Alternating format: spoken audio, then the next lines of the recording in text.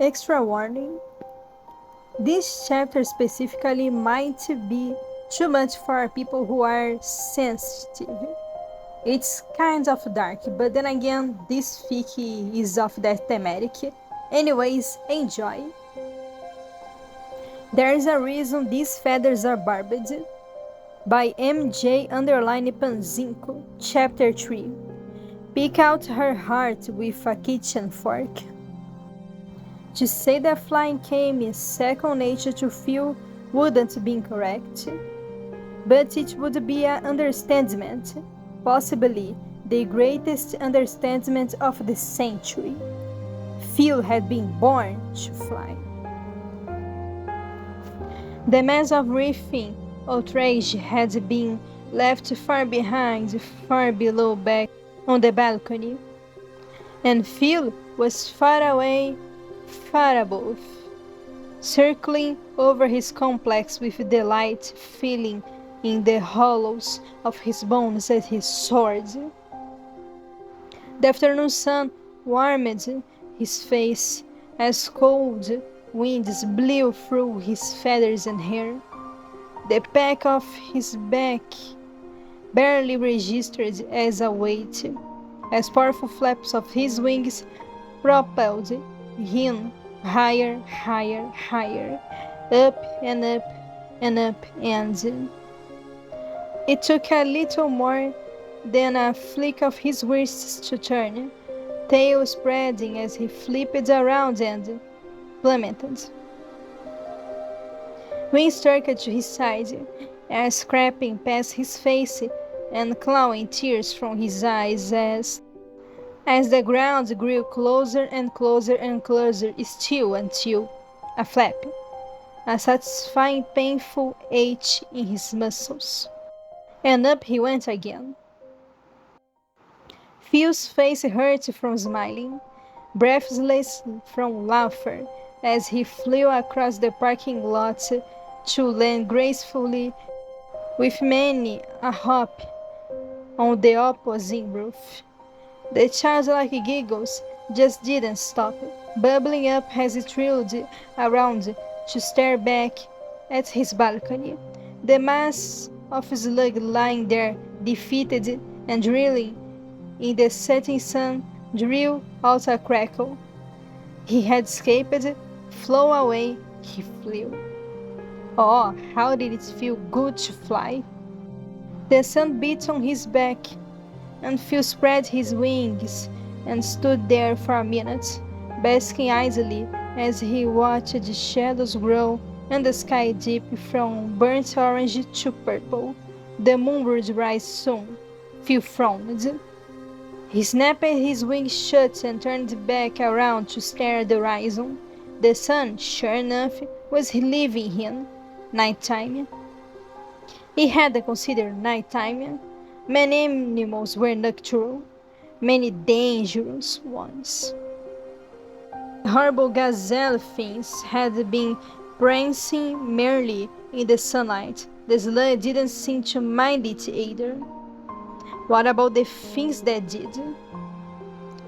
Squashing down the images of horrible spiders, sharp-fanged bats and predatory cats, Phil hopped gingerly back across the rooftop to peer down at the exterior road. His first glimpse outside of his apartment complex seen.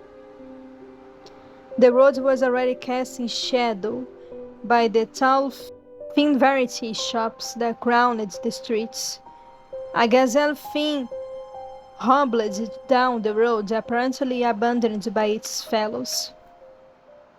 A thin, wimpy thing snot lanced out of an alleyway and clamped around the creature's throat. It was snapped away with a thin, ready scream and was gone. Phil gulped. He looked over his shoulder, neck craning past his backpack to look back at the balcony. The slug was gone. All that was left was his home. The small dark windows of his kitchen glared at him. Phil turned back to the dark street and looked up at the mass of high-rises that turned to skyscrapers. Distantly, he heard an all-too-human scream. He couldn't go home now. It was too late for that. He felt a wavering vein of determination wind up his spine. The city was his oyster, his blackened, withered, and dying rotten oyster. With a dry throat and a deep breath, Filza spread his wings and took off once more. He soared low, wingtips in line with the rooftops, eyes flicking from the road below and the air in front of him. There were small signs of abandoned life everywhere he looked. Soda cans, dropped books, shattered windows, a child's car seat. Phil moved on quickly before he could see the stains of the little booster chair. 2 streets away from the complex now, an intersection full of crumbled cars. I left the same road he would take to work. Office buildings of companies dying before the apocalypse tracked him mournfully as he flew past. The apocalypse was only another nail in the coffin. A right, a left. How was that traffic light still working? Phil flapped to a stop and landed on a street lamp. A small part of him was happy to finally be able to climb one. Another hated how his feet clamped around the metal so easily. The traffic light flickered to yellow, then red. Filza felt an odd sort of pity for it. Poor thing didn't know its job was over, useless, slowing and directing cars that no longer existed. It provided no purpose other than to tell him there was at least some electricity left. Phil nodded his thanks and waited for the light to turn green to carry on. Antonio's pizza was dark, its green awning ripped to shreds on the pavement, its front window miraculously intact. The neon sign that spelled out pizza in an illegible font glowed dimly. Caution being slowly drowned by a crushing wave of near apathy. Phil's claws hit the sidewalk. The door opened with a painful, familiar bell. Inside, Phil could make out the small tables and rickety metal chairs lit sadly by the blue tint of his eyes. The display case was empty, and he could smell something molding away in the back. His throat tightened.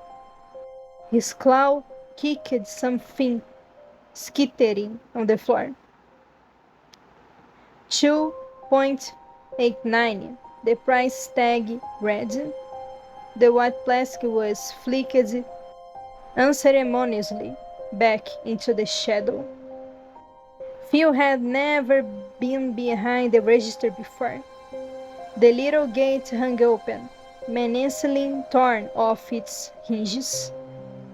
A blaring alarm was smothered in the back of his head as Phil surveyed the back room. The refrigerator was cool to the touch, and unpacked boxes of ingredients were stacked against the back wall. The click of his claws on the tile alerted the flies mulling around and sudden buzzing. Phil leaned against the cold oven heavily. He felt numb, like all the energy he never had been drained like filthy water from a bath. The tightness in his throat was slowly choking him. He almost didn't care. Something else was breathing. It was light, wheezing, hidden well amongst the buzzing flies. Fiusa, stupid old fool that he was, exhausted in a way sleep could never cure, sighed. He leaned down, scaly knees scraped the tiles, stared blankly under the counter. A half-dead corpse stared back. It was hard to say which employee was crammed under there. Dull black eyes and overgrown hair and yellowed twisting nails. The only thing that hinted it was an employee was the barest hint of improved straps digging into their swollen shoulders. A quiet, pained whisper clawed its way from their throat. Their front teeth had grown through their lower jaw, pinning their mouth almost shut. Almost. "Help me," they whispered. Phil warbled sympathetically and shook his head. "I can't," he whispered back.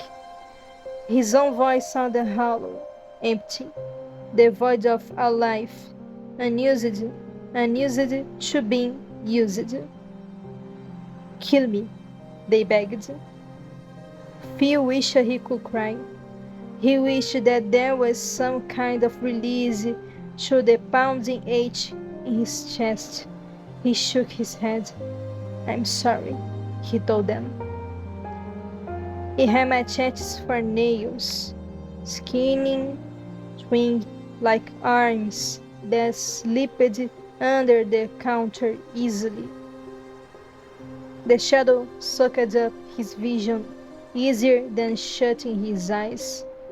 He pulled it back. He stood up. The room was silent. The flies had stopped buzzing on the walls, the floor, the ceiling. Phil wished he could cry. Sobbing wasn't the same without tears. He sat there with the full dead corpse, with the quiet flies, with the blood drying on his hands. The moon was beautiful at night, huge and soothing and bright. The soft moonlight was welcome after the morphine dark of the pizzeria turned grave. Fiusa cleaned off his talons with a scrap of the awning, flicked a resting fly from his collar. The moon was high in the sky. He sat there for hours, and at least he had no tears to dry. Founts comfort given, Phil began to walk down the sidewalk. He should fly, find a place to roost and sleep. He kept walking. The cracks in the sidewalk were the same if nothing else was. If he kicked his foot hard enough, he could even make new ones. He didn't. Phil prayed that the employee's body would be allowed to rot in peace. He knew it wouldn't. Is it a prayer if you don't address a god? Then again, the moon is a god on its own right, omnipotent, commander of the tides that it is, scared and slowly silently living as it is. It took the skittering clang of something long and winding slithering out of a dumpster to scare him back into the air. A satellite perched lonely on the roof of an apartment building never seemed more welcoming. The glass and brick shards that sat beside it were securely locked, as was the door leading down into the building. Phil sighed in relief. The satellite's cover crunched comfortably around his claws as he crouched on it, surveying the roof from anything he might have missed. Cinder blocks, cigarette butts, and gum pressed into the concrete. Perfect. Phil flipped his backpack onto his front and buried his face into it, eyes shutting gratefully. It smells like mothballs. It still smelled like home.